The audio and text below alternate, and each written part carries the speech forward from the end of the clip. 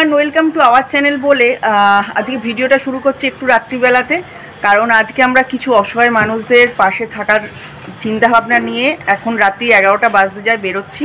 তো আমাদের সাথে কিছু খাবার দাবার আছে, তো এখনই মানে এই সময়টাই হলো সবচেয়ে ভালো সময় যে মানুষগুলোকে আমরা একসাথে পেয়ে যাব। তো চলো তাহলে কোথায় যাই, কিভাবে কি করব, সমস্ত সাথে থাকো। অসহায় মানুষের পাশে থাকার জন্য কোনো অকেশনের প্রয়োজন হয় না, যেদিন ইচ্ছা যখন ইচ্ছা তাদের পাশে থাকা যায়।